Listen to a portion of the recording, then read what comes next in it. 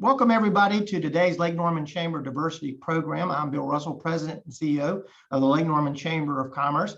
And this is our program on creating effective internships that embrace diversity and inclusion. This is a program that we would have scheduled as a luncheon on September 21st. Unfortunately, with the COVID numbers going up, we turned it into a program, and hopefully we'll be able to do some lunch and learns later on in the year. But I want to introduce our presenting sponsor of the program, MSC Industrial Supply in Davidson. Sarah Lafferty is joining us. Sarah, tell us a little bit about MSC. Awesome. Well, thanks, Bill. I am so glad that you could all be here today. My name is Sarah Lafferty. I work at MSC Industrial Supply. I started full-time in January after graduating from Appalachian State University. I work as an inclusion specialist, and I interned with MSC during undergrad the summers of 2019, 2020, and the fall semester of 2020. And this image that you see in front of you here is an image of our co-headquarters location located in Davidson. So then a little bit about MSC. MSC is a leading North American distributor of metalworking and maintenance, repair and operations, products and services. We offer more than 1 million products and have over 75 years of experience across dozens of industries. Our purpose is to execute on our Built to Make You Better brand promise. And from our founder, Sid Jacobson, selling tools out of the trunk of his car in 1941 to becoming a publicly traded Fortune 1000 company with over $3 billion in annual sales, we continue to be positioned for growth. Now, diversity and inclusion is important to MSC because we're committed to promoting a respectful, diverse workplace, constructive collaboration, innovative creativity, and genuine leadership. We believe that our culture and our business benefits greatly from the rich contribution of experiences, creativity, and perspectives that our diverse workforce provides. Our associates' differences, the individual characteristics, the work styles, beliefs, and backgrounds make us strong and equip us to better serve our customers. So with that said, Bill, I will turn it back to you. Sarah, we are excited to have MSC as the presenting sponsor, and we thank MSC not only for your involvement in this program, but a host of activities that you guys have throughout the years. And so thank you very much for your involvement in the Lake Norman Chamber of Commerce. Dan, we're very fortunate too to have you as our chair. You got tapped to be the chairman of our diversity program at the Women's Conference, which was just way more successful than I thought it could possibly be surrounding COVID. We had over 100 women coming out, phenomenal event. That kind of kicked off your chairmanship as our diversity chair. We've got some exciting things that we're going to be doing, but today we're focusing on this internship program. And we have a keynote speaker that's going to be talking about it. Do you want to introduce JaCynthia? Tell us a little bit more about her and kick it over to JaCynthia.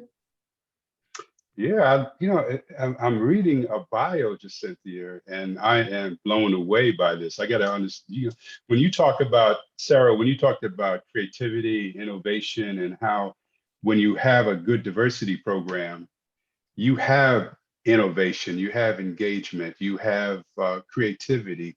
And I can't think of a better person to lead a creative and innovative program like diversity and inclusion, as well as equity, when we think about someone like JaCynthia. She leads the strategic direction and development of diversity, equity, inclusion at MSC Industrial Supply Company. And as Sarah said, it's a $3 billion industrial distribution company. It's very famous for being, in a leader in that industry. Now, JaCynthia is a seasoned professional with over 15 years of human resource experiences. And she's known for turning ideas into innovation. Now, there you go with that word, innovation. I can't wait until we see more about this internship program and innovation there. It's so cool how you guys have that as a theme. In her current role, she has built a cooperative development program for early career talent. She brought in education programs to increase DEI awareness and built a communication and networking platform to embed a culture of inclusion. And what I like about you, Cynthia, I could go on and on about that, but the thing that I put a star around this is that you believe in giving back to the community, where particularly the community where you live and work, and you're an advocate for what we call economic empowerment. And then you have to tell us what you mean by economic empowerment. She's a mentor for Year Program and Mentor Spaces. Year Up and Mentor Spaces, and serves as Director of Professional Development with the National Black MBA Association here in Charlotte. She is passionate about inclusion and helping others realize their potential while celebrating them along the way. What a statement to say that. Now, I could go on and on and on. And you hold certificates from the University of Colorado, Boulder, and Inclusive Leadership ProSign, which is a change management program, I believe. She is a Corn Furry, did I pronounce that right? Leadership Architect and 360 Masterclass. She holds a bachelor's degree in business management with a concentration in HR and an MBA from the University of Phoenix. JaCynthia, I'm really glad that you're here and really talking about a very, very special way that we can begin to talk about diversity and inclusion and all that that means. So let me get out of the way and let you just give us your presentation. And I'm so pleased to have you here. Well, thanks, Dan. Thank you all for having me. I'm glad to be here. Good afternoon, everyone. I'm excited about this opportunity, not only because I lead the early career program at MSC, but to have the opportunity to share with you based on the progress and success we've had. There are many factors, I should say, to consider when building or growing your company's early career program, such as organizing your program internally, creating a work plan for students, recruiting and hiring, determining compensation, and much more. According to a report from National Association of Colleges and Employers, working for a diversity-conscious employer is important for Black African-American men and women. The preference to work for a diversity-conscious employer was so intense that it was the single most important of all 18 job employer attributes, superseding even the opportunity to develop job-specific skills. So now when you hear diversity, you might often immediately think about race or gender. However, it is so much more than that. Let's explore the various dimensions of diversity that can create a diverse workforce. There is gender, religious beliefs, race, marital status, ethnicity, age, education, physical and mental ability, income, sexual orientation, occupation, language, geographic location, and many more. So what does it mean? Just talk a little bit about age and how you fit that into diversity. So that is just one of the many dimensions that an individual can have. Age is an important thing for Dan. That's we're talking about generationals. Go ahead, JaCynthia, please. Thank you. So what does it mean to have a diverse and inclusive internship program? So Built-In summarizes it well. Diversity refers to the traits and characteristics that make people unique, while inclusion refers to the behaviors and social norms that ensure people feel welcome. The same factors that are applied to the workplace to create a more diverse and inclusive environment should be applied to your internship program. By focusing on inclusion directly in your internship program, you can be sure to cultivate a diverse workforce. Even better, you can establish a company culture where differences are acknowledged and valued, because after all, millennials are one of the most diverse generations in American history, with 44% being minorities, and they will represent 75% of the global workforce by 2025. As baby boomers retire, the millennial percentage of the workforce will keep rising. Gen Z is right behind them and equally passionate about diversity and inclusion. In the US, 49% of Gen Z identify as non-white. The vast majority see racial equality as the most important issue today. And 77% say that a company's level of diversity affects their decision to work there. Definitely a good business case as to why diverse internships are important. So when launching an internship program, some things that you might want to consider is that internships are typically summer positions that last 2 to 3 months, but they can also occur during spring or fall semesters on a full or part-time basis. Internships can also last a full year and include recent graduates. In fact, longer internships provide greater opportunity for both the employers and interns to reap benefits that I will cover shortly. Because it takes time to acclimate to a new workplace environment, interns who stay longer might have a greater impact. However, student interest and availability are generally tied to school terms, which makes summer internships the most common option.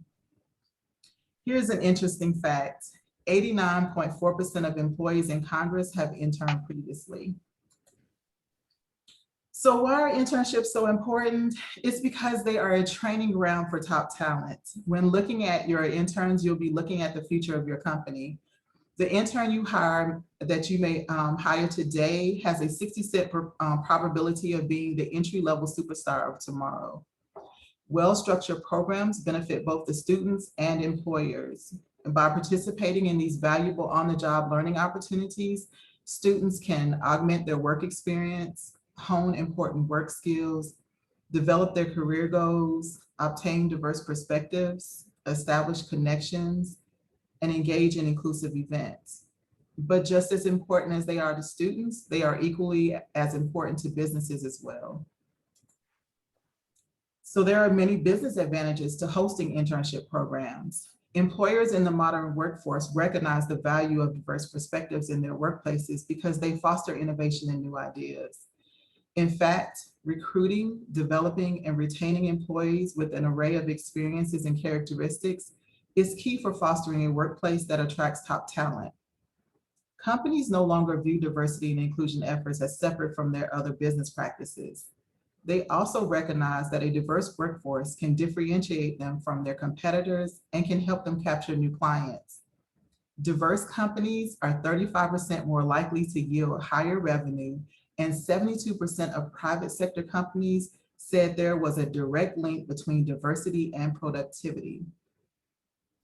As employers strive towards full inclusion in the workplace, they should incorporate a comprehensive definition of diversity that applies to all hiring practices, including internship programs.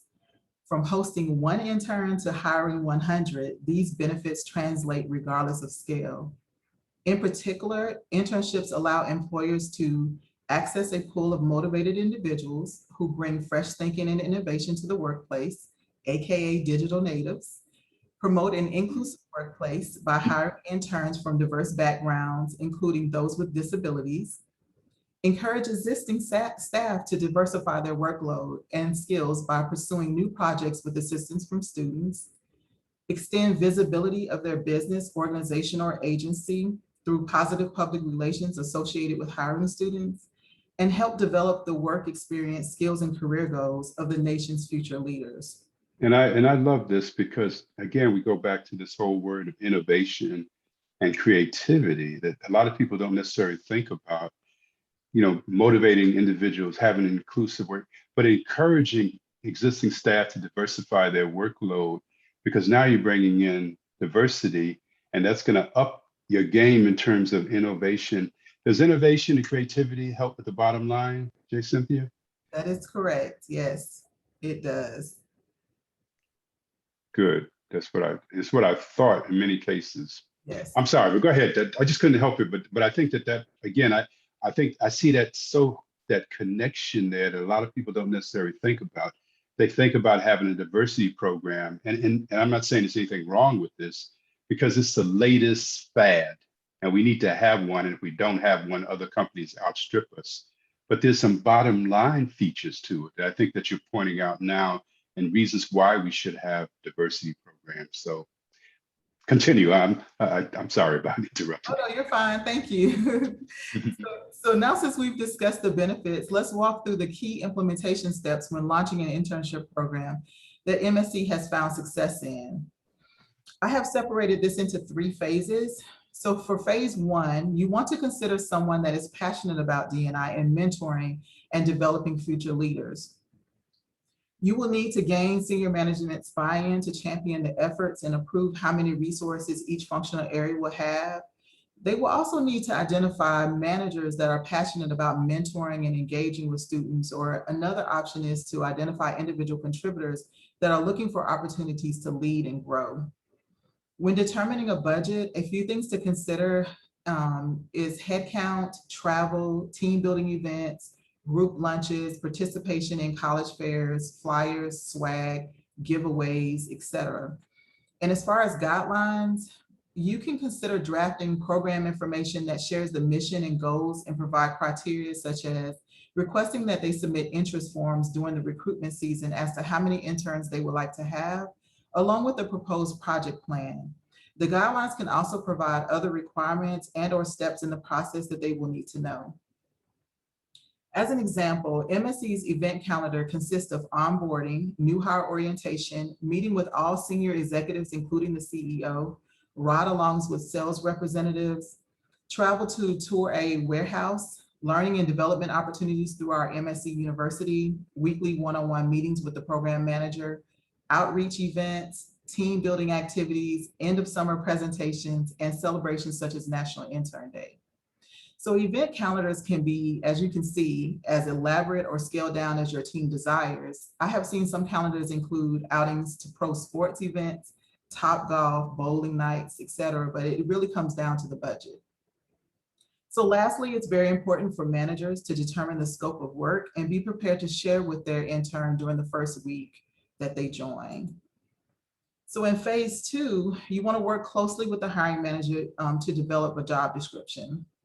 You can create profiles to post positions on university and college job boards and sign up for career fairs, as well as create a social media post. It is important to make sure that there is alignment with the hiring manager regarding what skills they are looking for specific to their projects.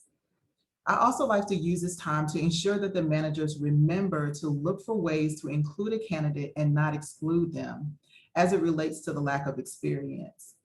One way to combat this is to review the resumes and look for extracurricular activities and how they can use those skills and translate that into the work that needs to be done.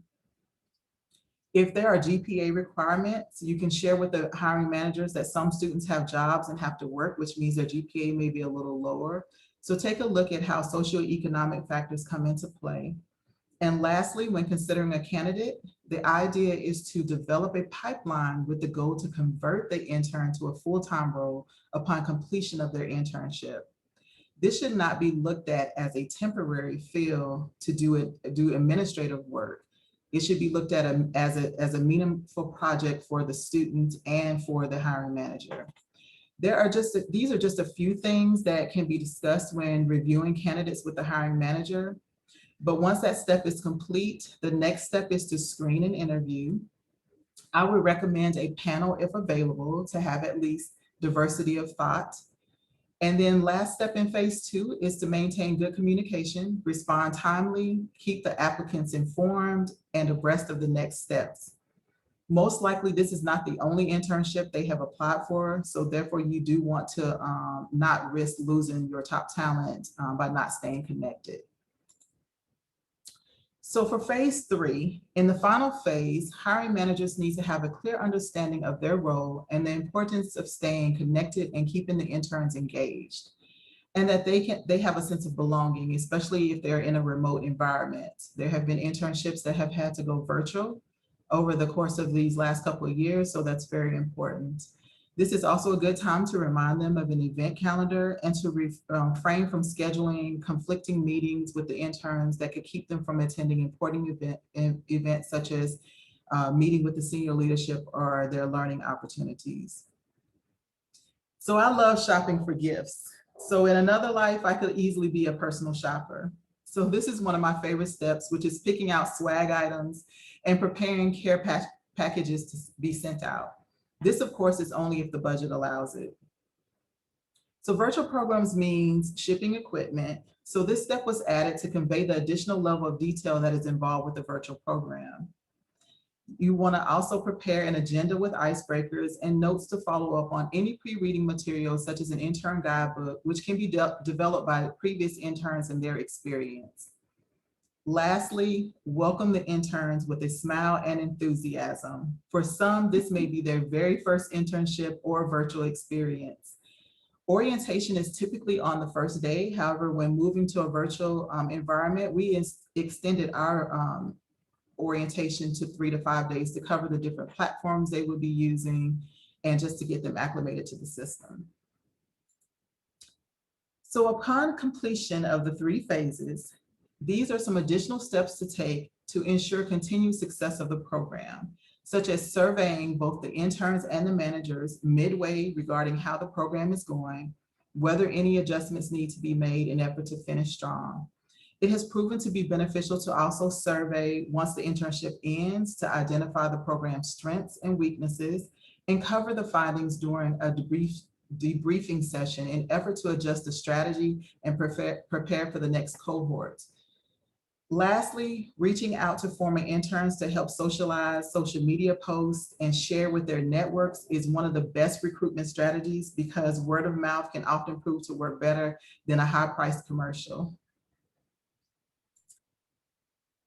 We have covered why D&I is important and the benefits of an internship program, along with the key steps for a successful implementation. Now let's discuss strategy. Ensuring your program is diverse and inclusive should be a part of your overall program strategy. Whether you have a program or looking to start one, consider the following. Promoting diversity in your internship program means thinking strategically. Look at your industry from a micro and macro perspective to pinpoint the problem areas. When thinking about branding in an effort to stress how seriously your company takes D&I, you can use your career site and social media profiles to tell the story of diversity at your company. This will help brand your company and the program. If your traditional recruitment strategy does not include a diverse talent pool, you may want to reimagine your approach by looking to expand and update your outreach. This could include adding new schools to your university outreach plan, working more closely with career services at the colleges and universities, and or reaching out to minority professional associations. The responsibility and accountability of creating a more diverse and inclusive program should not be left to the internship program manager or HR. This is an organization-wide focus and requires the support of all internal stakeholders. So when you're thinking about your D&I programs, consider creating resource groups or internal committees that will focus on diversity and inclusion. This group can be a part of your overall company strategy and focused on your internship program related to recruitment and retention efforts. Don't be shy. It's okay to seek out best practices. Reach out to other companies who have strong diversity hiring initiatives and a strong culture of inclusion and get some ideas and tips from them. Lastly, monitor progress by tracking the data. Make sure you're keeping accurate records of your internship and early talent hiring efforts. This will help you identify where you have gaps and adjust your strategy. Don't forget about the many great resources online that can help companies and organizations of all sizes. You can begin by doing your research and understanding what it truly means to be inclusive. Taking what you learn and creating an authentic, inclusive program experience that benefits both your organization and the students who have chosen your company. So, as I wrap up, I wanted to share MSC's program. MSC's launch program consists of interns and rotational associates. In the top left corner is Sarah, which you met earlier. She is a testament to how internships can benefit the student and employer while embracing D&I. Sarah applied for a marketing internship 3 summers ago based on her major. During her initial interview screening, she shared that she had experience with D&I from leading a campaign that addressed stereotypes at her high school. So based on this, she was considered for marketing and HR internship roles. Needless to say, she interned the summer of 2019 working on D&I and came back in 2020 to continue her work. During her second summer, she was nominated and recognized by Way Up as a top 100 intern for her efforts and contributions. Upon graduating, she was converted to a full-time role as an inclusion specialist, and I quote from her LinkedIn post, "D&I is her newfound passion." She also does not hesitate to share that though her educational background and experience is in supply chain and marketing, she is still able to leverage that knowledge for the role she is in today, and we are very glad to have her on this journey with us. This is one of many success stories that we have had. The next picture is the picture of a 2019 cohort that is it consisted of 6 interns, and as part of the program, the interns had the opportunity to travel to take a tour of one of our warehouses to help them connect the dots on how the business operates. This picture was taken outside of our Atlanta warehouse. The next picture was last summer in 2020. Despite the pandemic, we were committed, and I had to pivot and reimagine how to host a program virtually, and we did. We even had 3 more interns than the previous year. By going virtual, we were able to tap untouched geographic locations. We added a higher touch experience, such as adding team building sessions along with coffee breaks. And as mentioned, extended onboarding to get them acclimated with how to communicate and find the resources they need, just to name a few. It is very important to us to not lose the level of engagement and sense of belonging by going virtual.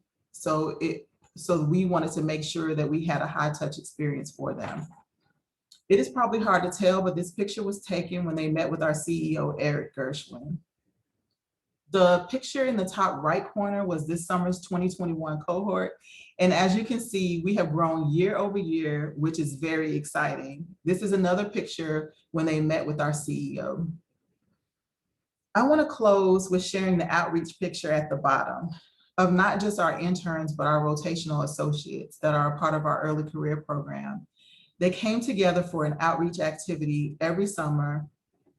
And this year they partnered with Classroom Central to where they put together pencil pouches and wrote inspirational notes for the students. They then researched a Title I school in their area where they could drop the pouches off. So upon completion, we held a retrospect meeting to hear what they learned about the school and that they selected, and to share their experiences. This was a great way to have them work on an outreach project together, even though they were working remotely across the United States. So we're very proud of the success of our program, of course, and continue to look for ways to keep it best in class. Hopefully you found this information helpful as you look to launch an internship program that embraces diversity and inclusion. And I would like to thank you for your time. And I'm open for any questions that anyone might have.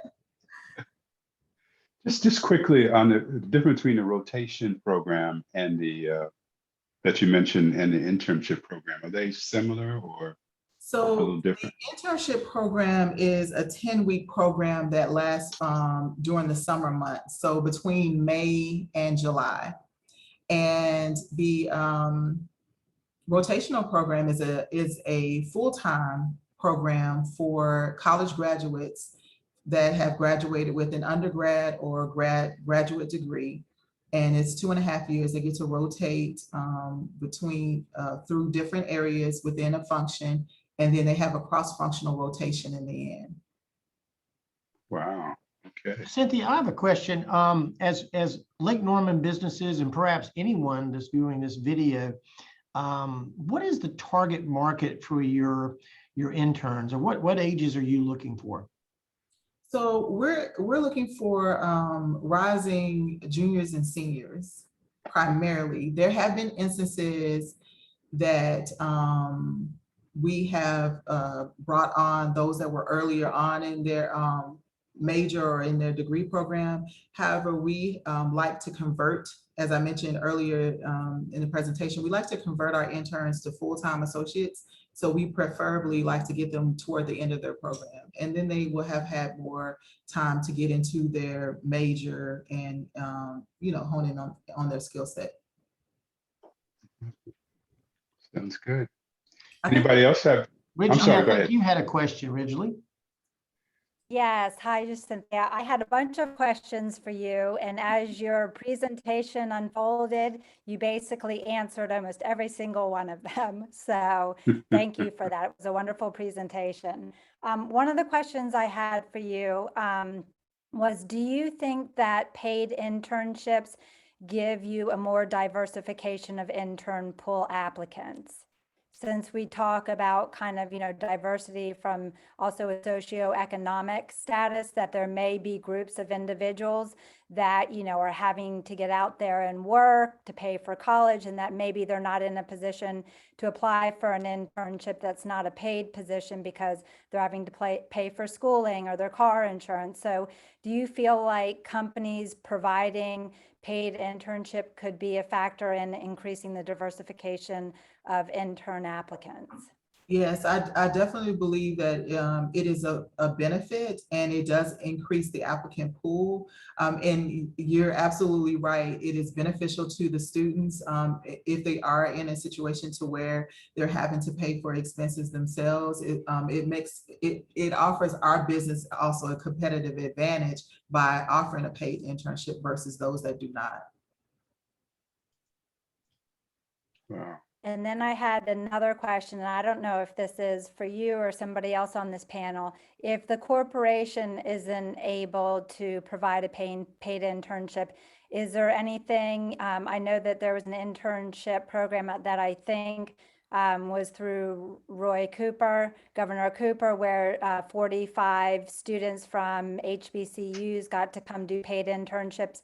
Is there anything that, you know, is in our educational system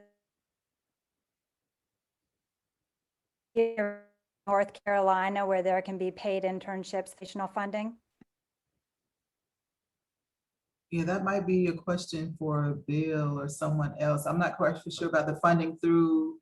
Yeah, I'm not quite for sure about that. And you were breaking up a little bit in the end, but it sounds like you were inquiring about funding for those that were wanting to pursue unpaid internships to see if they could be funded to pay them. Yeah, I'm not quite for sure about that. I do know that there are still some benefits with unpaid internships. You know, you still have the experience, the knowledge, you know, you're creating a network of individuals, you know, those that, you know, can offer recommendations, that you can job shadow the skill set, et cetera. So there are many benefits to unpaid internships. Like I say, by having a paid one, it just offers a competitive advantage and also assists those that may be in need of personal expenses, et cetera. Mm-hmm. I like that too, because when you think about competitive edge, Jay, I see a hand.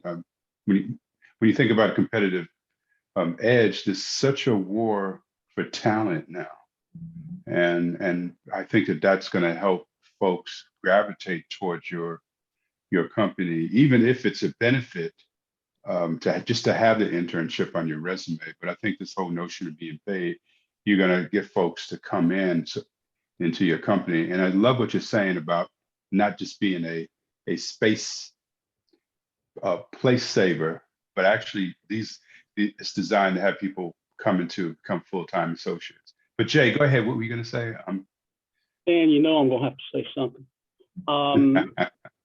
I think just a few comments, if I may. I think, first of all, you know, as one of my favorite comments on diversity and inclusivity is that, you know, diversity is given, inclusivity is chosen. So you've really got to be intentional and choose to participate to try to get everybody, you know, make sure everybody is included in the pool of individuals that a company goes after. But what you've talked about seems to, you know, is more applicable, I think, for the middle and larger companies. The smaller companies that are 2, 3, 4, 5 employees or 5 owners or what have you, what do you suggest that we do in order to look for interns? I mean, we're a CPA firm, and now, of course, you know, tax season, which is just one of the things we do, seem like it's 12 months a year and not just 4 or 5 months a year. And how do you suggest we go after we go after a diverse pool of individuals to choose from or to solicit to come in for an internship? So a few ways that I can think of, one would be the nonprofit outreach programs in the community may have opportunities to where you can reach out to them, and they oftentimes will have a pool of students that you can partner with them to get assignments for internships, as well as high schools. So you can reach out to local high schools and see if they have any type of programs. And the great part about that is that, you know, if you start them early on, maybe junior, senior year of high school, as they transition out, you know, oftentimes in preparation for college, it gives them good experience, good skill sets to prepare them for their next steps and help them gain an understanding of what direction they might want to go in career-wise. Sarah, I have a question for you. As someone who transitioned from the student to the employee, what were your expectations when you joined MSC as an intern? As an intern, I would say I didn't really have a lot of expectations because I had no idea what I was walking into. So I kind of was expecting, I think, to just be thrown in the deep end and just hopefully survive it. And I was really grateful that that wasn't my experience at MSC. I felt like they really helped me understand like what the business world looks like and just simple things, from how Outlook works and email etiquette and all that good stuff to the more in-depth HR elements that I needed to know for my role to be successful. So I was really grateful. I felt like they really set me up to succeed in that role. And so it felt like it was a company that was really gonna believe in me and put in the work to value me as an associate. And how long was that period of internship? I had 10 weeks and then a year of school, and then 10 weeks, and I ended up staying on for until I became full-time. So probably 30 weeks was the second time, I would say. All right. So, did you ever look at any other companies after you started? I did, but it was one of those things where I just felt like MSC was home at that point. Like it was just, I was so comfortable. I knew the people, and the role that they were allowing me to step into was everything I wanted. It was really a no-brainer. Yeah, I love that. Yeah. And So I just read a statistic speaking to kind of that point that Sarah talked about how, you know, after she went to MSC, she kind of found her home.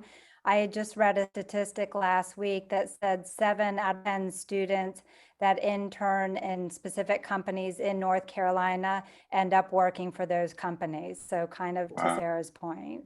Yeah, that was one of the things that, you know, I was gonna call out is that our conversion rate has been about, for last year, because this year the students haven't graduated, but it's 44% in comparison to 52% for the national average. So we're doing pretty good with converting, and that's our goal. So another thing that I can mention is that our rotational program, that's our pipeline, our interns, right? Because we're converting them to full-time, so they have an opportunity not only to work on this specific project, but if it's a great opportunity for them to come back, then they can transition into the rotation and then get even more exposure throughout their functional area before they go into a dedicated role. So it's a good opportunity. And I would imagine that your interns that become full-time stay longer. Yes. In those, I mean, because we all know it costs a lot to train and hire personnel. And so if they stay longer, you're really, I mean, it's benefiting both. Correct. Yes, we found a lot of success from that. yeah. And you know, one of the things, I'm sorry, Jay. I'm sorry. I just got one question on the pay. I know I would have, yeah, the pay is expectations, and maybe Sarah, you can talk to this. Expectations before they told you, I assumed it was a paid internship. Were you expecting comparable dollars to what maybe a first year employee would be making? Or were you expecting less, expecting nothing? What were the expectations coming in? And then were there negotiations on, I mean, how, you know, at one point, do you just, oh, thank you, may I have some more? Or, you know, how does this all work from the, you know, your mindset, Sarah, when you came into this? What was it, and what did you get out of it in the beginning? Not dollar-wise, but, you know. For sure. So I will say in MSC's posting, I don't believe it told me how much the pay was, but it did tell me that it was paid. And I had a professor tell me that if they weren't willing to pay me, then were they really going to value my contributions and take me seriously? And that really stuck with me. That really was something that if they weren't willing to invest in me, then were they going to invest in other places as well in terms of my growth? At MSC, I was able to take all of these different MSc university type courses to build up like soft skills as well. And so the pay aspect just made me feel like they would be investing in me.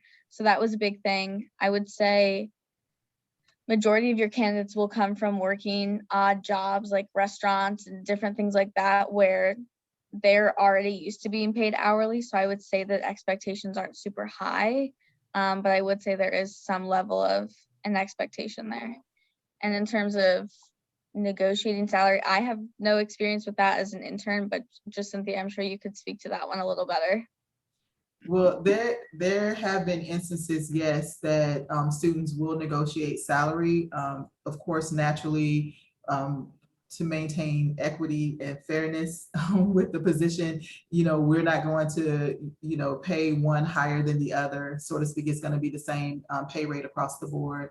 But yes, there have been students that have negotiated to, because they may have taken a negotiation class or talked to their parents about it and said, well, mom, dad, what's a good amount? And should I ask for more? And it's like, why not? It can't hurt anything, right? So yeah, there might be a tad bit of negotiation that comes into play, but again, we just communicated that this is, our competitive rate for our internship program, and we go from there. Because like I say, it's the same across the board.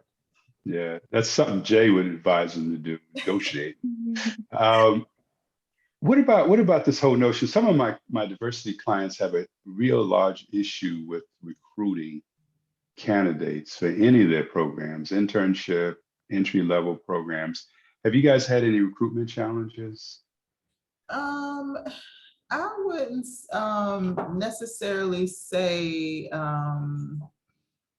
that there have been a whole lot of challenges. If you think about strategy, I think one of our biggest ones that come to mind would probably be the branding piece, right, for MSC. A lot of people don't know it as a household name. So I think that might be probably one that comes to mind. It's not a household name like Tide or Nike. So our focus has been on just more specifically looking to attract our talent to our brand by social media posts, making sure that we have real imagery of our students that tells a story about our culture, and updating our career pages, but also leveraging our resource groups, because that's huge too, to make sure that our resource groups like veterans or our women's groups or Black resource group, inclusion group participates in those career fairs at the universities and colleges to assist with attracting folks to our brand. They may go out and share on topics, do mock interviews. They may share professional topics, interview etiquette, things of that nature to assist the students, and that has helped with recruiting. But yeah, I would say our brand is the biggest challenge of just letting people know about it. Great. Okay. Anybody else? Really, I know you have some more questions. Let's get this. Bill, do we have time for 2 more questions? I do actually have a question. I know firsthand because we had the benefit of having Sarah come and be a guest speaker at our Global Minds United Think Act Summer, which had 50 students from 18 local schools or Charlotte area, definition of ethnicity, race, age, everything. And so, she walked away from doing that, and we had students get back to us and said, I had no idea that MSC even existed. So we know developmentally that, when we talk about building our identities, that between the age of 15 and 24, the most important identity development within that age group is vocation. So, you kind of touched briefly on early career. Would you advise other companies that are looking at building internship programs to really get involved in their communities kind of on a high school level? Yes, most definitely. We have explored that as well, and even vocational programs or schools for skills gap training, and or just the transition apprenticeships to have that increase our pipeline of funneling students, high school students from, because everyone is not going to want to go to college, right? So kind of touched on that a little bit earlier. There may be individuals who want to go straight into a career. So that is definitely an area to explore. Dan, any final thoughts from you? From me? Oh no, from JaCynthia? Actually, did you have any final thoughts from you before I thank them? Well, for me, if you're talking to me, yeah, I have one real good one, and I'm just so pleased with the way you integrated statistics and talked about trends and diversity. And again, that word creativity, innovation, to me just resonates so well, particularly when you think about what percentage of the workforce is going to be either millennials or Generation Zs. And we have to be prepared to help them make the transition from places like high school and trade schools into the world of work. And I think this is such a good way to do it. I can't tell you how many trainings I've done on generational cultures when many people in my generation, baby boomers, say things like, Sarah's group is entitled. They want everything handed to them. They want to leave, college and high school making $70,000 a year, and they want to buy a house that's worth $500,000 on the lake. They just an entitled generation. But I know from really working with that generation that that's not true. And one of the things that you're doing and MSC is doing is this whole thing of preparing folks for the world of work. And I can't tell you how important work that is right now, given the state of where our workforce is in this country. So I'm just so excited to hear this. So that's my comment, Bill. I don't know if you wanted me to say something or Sarah to say something. That's exactly what I was looking for. And JaCynthia, Okay. Thank you so very much for the presentation today. And we really appreciate that. And Sarah, thank you for sharing your story, not only as our presenting sponsor and talking about MSC and sharing a little bit about the company, but your experience as an intern. So we appreciate that. And we, JaCynthia and Sarah, thank you very much for MSC's involvement in our community and our region. Yes. Thank you for having us. Thank you so much. Thank you very much. And Dan, Okay. we got some more exciting programs coming down the pike and look forward to working with you, sir. We do. And we'll be talking about that real soon. You guys take care. And again, Thank you all. Jay, Ridley, thank you so much for stopping in today, taking some time out from your day, your Friday, and spending it with us. We appreciate that. You guys take care It was now. a wonderful everyone. presentation. Thank you. Bye-bye.